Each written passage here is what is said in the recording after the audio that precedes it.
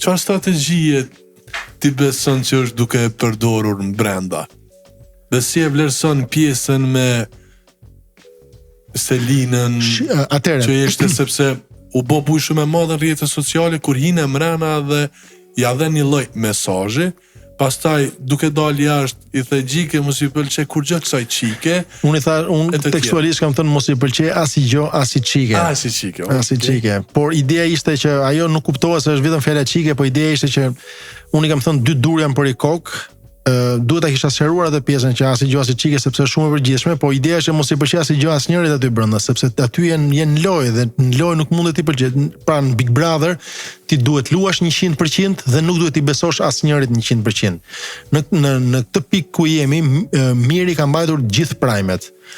Ka aspektin që edhe anën e njerëzillikut Miri e ka që të tjerë nuk e kanë. Pra unë po them të gjitha ato armë që çfarë e bën Mirin fitues dhe pse Miri mundet ta jetë fituesi është sepse atë lojë që ja dha Big Brother, ai e vazhdoi e zhvilloi, nuk e zhvilloi më vete, e ka zhvilluar bashkë gjatë gjithë kohës, ka kërkuar konsensusin, dakordsinë e Selin për ta vazhduar, derisa erdhi një moment që Miri tash u shkëput me buton gjithë gjë dhe gjithë barrën duhet ta mbajë Miri. Pra Miri është ai që po sulmohet më shumë, Miri është ai që po luan me të gjithë, Miri është ai që ka zbut, po themi, Rogertin.